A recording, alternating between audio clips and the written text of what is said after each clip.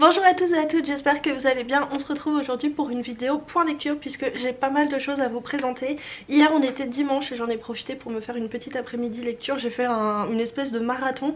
J'ai commencé à 15h30, à la base je voulais terminer à 21h30 et j'en suis ressortie que vers minuit, quelque chose comme ça. Donc j'ai bien avancé sur ce que j'avais prévu de lire. J'ai tout ça à vous présenter et j'ai aussi quelques lectures que j'ai faites cet été et que je vous avais déjà présenté en point lecture, sauf qu'en fait j'ai perdu les rushs. Il y a un livre que j'ai déjà fait 2 fois en point lecture et 2 fois la vidéo n'allait pas. Je sais plus pourquoi la première fois, mais la deuxième fois j'ai perdu les rushs. J'ai trouvé sur mon ordinateur ce que j'avais noté sur le livre. Bon, c'est pas que je m'en souviens pas du tout, mais quand même c'est pas hyper frais dans ma mémoire. C'est même si quand même plutôt pas mal. C'est un livre quand même qui m'a pas mal marqué pour pas mal d'aspects. C'est donc la cité de... non pas du tout.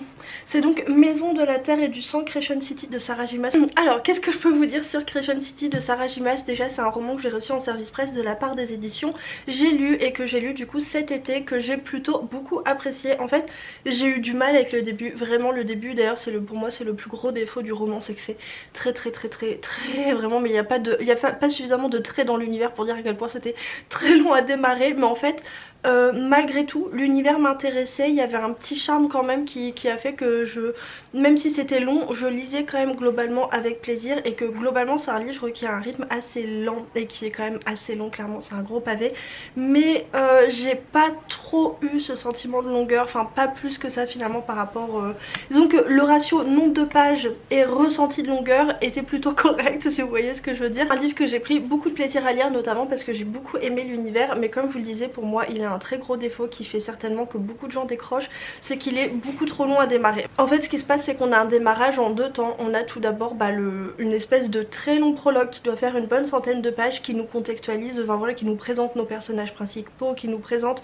un petit peu l'univers, et voilà on découvre les personnages, leurs relations, machin tout ça, puisque c'est des personnages dans un univers où il y a beaucoup de créatures, donc il y a des meutes, il y a des vampires, il y a des failles, bref on nous pose un petit peu tout ça, notamment notre personnage principal qui est une demi-fae, mi-humaine, mi-fae, qui s'appelle Bryce, qui vit avec sa meilleure amie. Elles sont très proches toutes les deux. Ensuite il y a un événement assez terrible qui se passe, et à partir de là on a une ellipse temporelle et on reprend le récit 1 an plus tard, et à nouveau on a au moins une centaine de pages de recontextualisation de où en sont nos personnages, qu'est-ce qu'ils sont devenus, enfin bref, et on repart sur un deuxième début de roman si vous voulez, où on va nous poser les bases de l'intrigue, et à nouveau on va nous reparler de l'univers, ce qui fait que avant qu'on commence vraiment l'histoire à proprement parler, moi je dirais qu'on est bien à la page 300 et même peut-être un petit peu plus, parce qu'en fait l'histoire c'est donc une enquête. Il va se passer quelque chose d'assez terrible et notre personnage principal, du coup Bryce, cette mi-humaine mi-fae, va se retrouver contrainte d'enquêter là-dessus,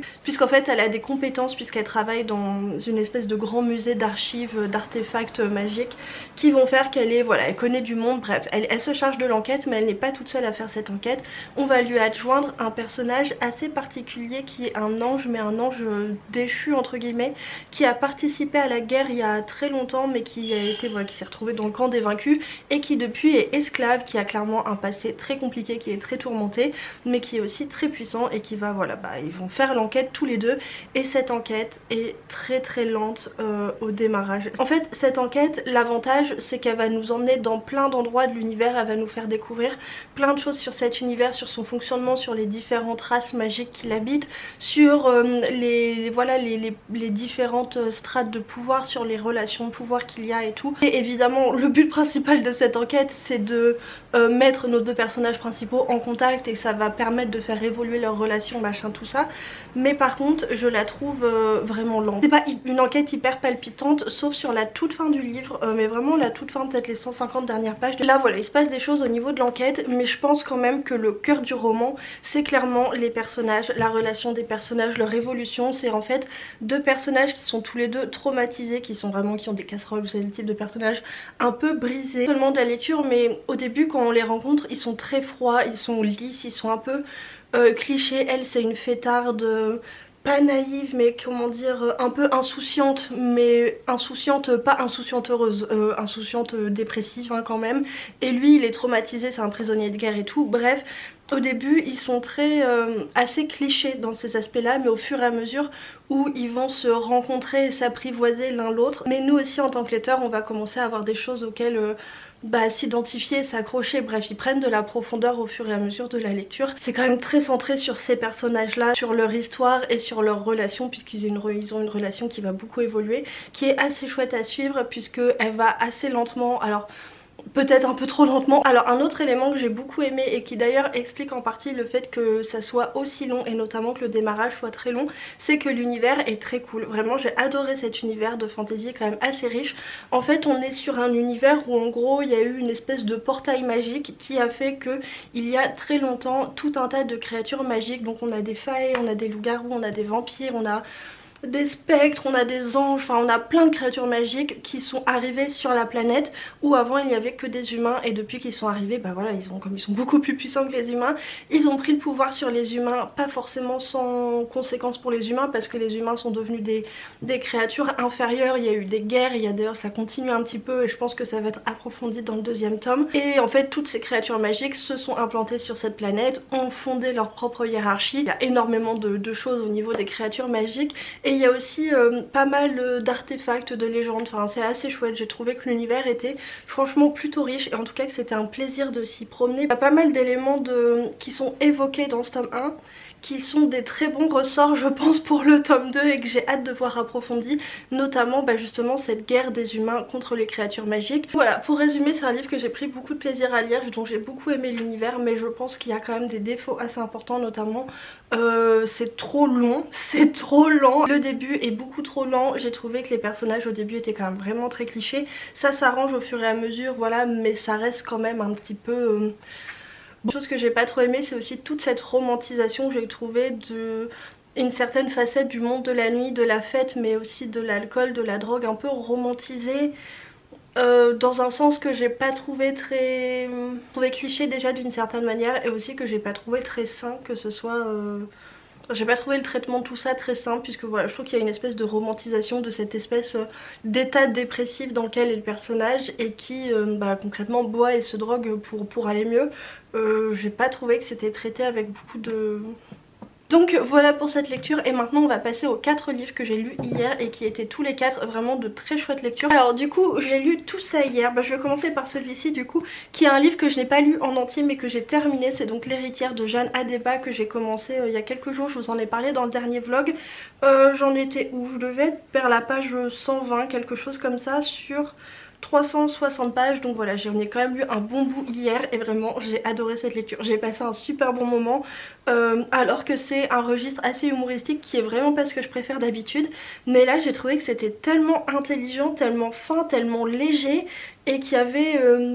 les personnages étaient chouettes, l'intrigue était chouette, l'univers était chouette, et puis ça se lisait tellement bien. Enfin vraiment c'est la lecture que... J'ai trop hâte de lire la suite, déjà j'ai hyper hâte de lire la suite, donc c'est quand même, j'ai passé un bon moment. Pour l'histoire on va donc suivre Agnès, qui est une demi-sorcière. Sa mère était sorcière et son père était humain, et en fait toute sa famille est morte très récemment, donc ses parents et son frère dans un accident, enfin je sais plus quoi, ce qui fait qu'elle se retrouve toute seule, vraiment très triste, notamment qu'Agnès elle a déjà pas une vie pas facile de base, puisque c'est une demi-sorcière mais elle a été affligée d'une espèce de malédiction, enfin on sait pas trop ce qui s'est passé, mais en fait elle voit les fantômes, et plus que ça les fantômes entrent en interaction avec elle et en fait déversent en elle toute leur terreur, leur tristesse et tout. Enfin bref, elle est hyper sensible à tout ce qui est ectoplasme et tout, ce qui fait que dès sa naissance en fait elle a dû vivre recluse sous charme de protection pour rester éloignée des morts. Elle est voilà, elle a quasiment jamais quitté sa maison puisque c'est très dangereux pour elle. Elle peut mourir en fait à cause de ses interactions avec les fantômes. Et en fait son oncle va revenir, son oncle qui a été parti pendant très longtemps, il va revenir après le décès de sa mère, et il va la prendre sous son aile dans son cabinet de notariat, qui est un cabinet de notariat très spécial. En fait c'est un cabinet de notaire qui est chargé de gérer toutes les affaires de l'Altermonde, tous les conflits de l'Altermonde, et l'Altermonde c'est du coup voilà, toutes ces créatures fantastiques à nouveau, notamment vampires, loups-garous et sirènes qu'on va beaucoup voir dans ce tome là. Et en fait à chaque fois qu'il se passe un truc, c'est au cabinet de notariat de trancher, en gros c'est eux qui font... C'est pas eux qui font la loi, mais c'est une espèce d'instance neutre qui doit arbitrer en fait les conflits. Et en fait le cabinet est à un moment un peu spécial puisqu'ils vont se retrouver retrouver avec une affaire assez compliquée. Il y a une succession à gérer chez les vampires et dans une strate assez haut placée du pouvoir des vampires.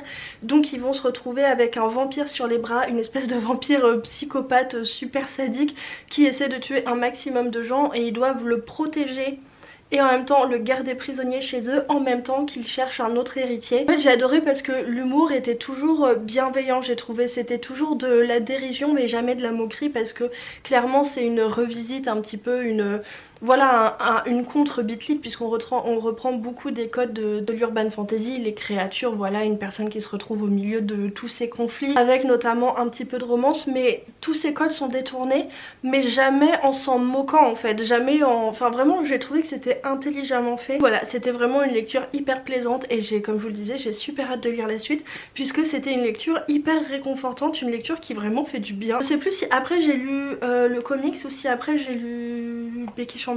Non, je crois que j'ai lu le comics en premier après. J'ai donc lu le premier tome du comics The Magic Order de Mark Millar et Olivier Coipel. C'était trop bien. Alors je suis pas hyper fan de comics à la base. J'aime bien les graphiques, j'aime bien les BD au format franco-belge, j'aime bien voilà, les romans graphiques, j'aime bien les mangas et tout. Mais les comics, c'est vraiment pas mon format préféré de graphique. Mais alors celui-ci, je l'ai pris à la librairie parce que déjà j'aimais beaucoup les... D'ailleurs une des choses qui fait qu'en général je suis pas fan des comics, c'est j'aime pas trop la patte graphique, j'aime pas trop ce... Voilà, j'aime pas trop cet esprit graphique, mais là j'ai ouvert et j'ai trouvé que c'était très sympa et en plus l'histoire est vraiment trop cool. Alors, la nuit, ils nous protégeront des forces des ténèbres si les ténèbres ne les éliminent pas avant. Dans notre entourage se cachent les représentants d'une famille de magiciens. Depuis des générations, ils nous permettent de dormir tranquillement en nous protégeant des monstres et du mal, mais aujourd'hui quelqu'un les a pris pour cible et le destin du monde est en jeu. Donc voilà, c'est... Bon, il n'y a pas besoin d'en dire beaucoup plus, c'est en gros une famille qui est chargée depuis des générations de tuer les créatures du mal, un petit peu type Lovecraft et autres... Voilà, autre chose magique un petit peu monstrueuse pour garder les humains protégés, sauf qu'en fait à un moment ils vont... un autre groupe de magiciens va les prendre pour cible et il y en a beaucoup qui vont mourir et bref ils vont essayer de... une espèce de, voilà, de combat entre clans de magiciens pour notamment acquérir un artefact très particulier qui est un livre qui contiendrait les sortilèges qui ont détruit l'Atlantide et tout, enfin bref c'est trop cool. Et on va suivre cette famille avec des relations un petit peu compliquées, voilà, une famille un peu dysfonctionnelle disons, et dans ce combat contre un petit peu les forces du mal et c'était trop chouette, voilà, j'ai adoré... voilà, les graphismes sont vraiment très cool, on a un rebondissement, alors peut-être que quelqu'un de plus éclairé que moi l'aurait vu venir, mais alors moi j'étais là, j'avais rien vu venir, c'était trop chouette et vraiment très touchant et super moderne, enfin vraiment exactement le genre d'histoire que j'aime de magiciens dans notre monde moderne avec, voilà, qui combattent les forces du mal, mais en même temps il y a un côté très... vieux, comment dire, puisque notamment il y a un truc que j'ai adoré, c'est qu'ils ont une espèce de refuge à l'intérieur d'un tableau qui est un grand château bibliothèque gardé par un homme avec un bébé dragon et tout, enfin c'était trop cool, plein de... Je sais pas, là encore hyper réconfortant parce qu'on joue sur des codes qu'on connaît déjà et en même temps qui font vraiment plaisir, enfin clairement la magie et les forces du mal... je pense que enfin, qui n'est pas sensible à ça. Ensuite j'ai donc lu un psaume pour les recyclés sauvages de Becky Chambers qui m'avait été envoyé en service presse par les éditions La Talente. Vraiment je me remets pas de la beauté de cette couverture et c'était trop chouette, franchement c'était hyper chouette. Alors je pense que c'était vraiment très bien, mais je pense que malgré ça c'est celui que j'ai le moins aimé pardon, de Becky Chambers. Alors c'était très bien mais c'est juste que j'ai encore plus aimé les autres, mais voilà, dans celui-ci on est dans une espèce de futur utopique sur une planète où en fait il n'y a plus besoin de se casser en deux pour survivre. Bon, les gens doivent continuer à travailler mais on est sur une société beaucoup plus utopique et on a donc le temps de se consacrer à des choses pour la société, pour soi un petit peu, le confort et tout. Et en fait on va suivre un personnage qui est non binaire qui s'appelle Frère Dex, qui est donc une contraction de frère et de sœur, qui est entré dans un ordre religieux. C'est un personnage qui va vivre une espèce de crise existentielle et qui va vouloir changer de vocation. Donc elle va décider de partir sur les routes en devenant moine thé, enfin je sais pas moine du thé, enfin bon bref je sais plus c'est quoi exactement le statut. En fait ça consiste à partir sur les routes avec sa carriole et d'offrir un moment de réconfort aux personnes qui en ont besoin. Et en fait un moment dans toutes ces pérégrinations il va tomber sur quelque chose d'assez exceptionnel puisqu'il va tomber sur un robot. Sachant que les humains n'ont pas vu de robot depuis des dizaines et des dizaines d'années, depuis ce qui a été l'adieu, je sais plus, bon là encore je me souviens pas du terme exact. En fait très longtemps avant ça les humains utilisaient les robots pour tout un tas de tâches et en fait les robots se sont révoltés, enfin ils ont accédé à la conscience, ont proposé de les intégrer à leur société mais les robots ont dit qu'ils voulaient aller ailleurs. En fait ils sont partis, ils ont disparu dans la forêt et depuis ce jour là plus personne n'en a vu, au point que c'est un petit peu devenu une légende. Il va tomber du coup sur un robot qui va lui demander de quoi ont besoin les gens et c'est le début de voilà d'un nouveau voyage, à la fois d'un voyage matériel parce qu'ils vont tous les deux partir vers une destination, tout voilà comme beaucoup avec Becky Chambers, d'un voyage intérieur à la fois pour nos personnages mais aussi pour le lecteur. C'était doux, c'était tendre, c'était gentil, c'était positif, c'était voilà une lecture super agréable comme toujours avec Becky Chambers. Dans Apprenti par bonheur et dans la saga Les Voyageurs il y a quand même une intrigue, une action, il y a même des moments un peu durs et tout. Là c'est pas vraiment le cas en fait, c'est vraiment une balade à vélo sur cette planète utopique avec avec ce personnage qui ne va pas hyper bien franchement. Et le fait qu'il n'y ait pas vraiment d'action, qu'il n'y ait pas une intrigue dramatique vraiment à proprement parler, ça fait pas que c'est long à lire ou sans intérêt puisqu'on est vraiment bercé par cet univers. On a envie de savoir où va notre personnage qui va devenir, évidemment à partir du moment où il y a la rencontre avec le robot, on veut en savoir plus sur qu'est-ce qui arrive au robot, qu'est-ce que ça devient, tout ça. Et en fait il fait pile la bonne taille, je pense qu'il aurait fait 30-40 pages de plus, j'aurais quand même commencé à me dire bon il faudrait peut-être qu'on arrive à quelque chose quand même à un moment. Mais là les 130 pages c'est parfait, on les voit pas passer et j'ai terminé cette lecture apaisée, sereine. Je trouve qu'à la fin on a une espèce de, comment dire, d'épiphanie peut-être pas à ce point là mais de moments de clarté en même temps que le personnage où on se dit voilà, on retrouve une espèce de paix intérieure avec le personnage et je trouve que voilà c'est vraiment une lecture qui fait du bien, qui est réconfortante, qui a un petit côté, Rémi l'avait dit, Rémi du coup l'encre de la magie l'avait dit dans sa chronique, qui a un petit côté Miyazaki. C'est vrai que quand on se retrouve dans cette forêt on a un petit peu cette sensation là. Voilà, c'était vraiment une lecture super douce, super agréable, pleine aussi plein de petits clins d'œil science-fictionnels je dirais, sur plein de petits éléments de science-fiction qui pourraient être approfondis. Là c'est pas le sujet du livre, on est vraiment sur quelque chose de très positif, de très centré sur le personnage et tout, mais dans un contexte de science-fiction qui n'est pas totalement un fond. Puis voilà, Becky Chambers prend quand même parti sur certaines questions de la science-fiction, sur l'accès à la conscience des robots, sur l'utopie. Il nous dispose voilà quelques éléments de science-fiction qui sont très chouettes aussi et qui personnellement m'ont beaucoup plu. Donc on va passer à ma dernière lecture que j'ai adorée, mais vraiment je l'ai terminé un petit peu déprimée quand même parce que les sujets abordés sont pas franchement hyper joyeux, notamment dans le contexte actuel, mais c'était super bien. J'ai donc lu le roman L'île de Sigridur Hagalín Norðdóttir qui est donc une autrice islandaise, type de science-fiction que j'aime beaucoup en fait, qui se rapproche pas mal de la littérature blanche. On est vraiment à la frontière.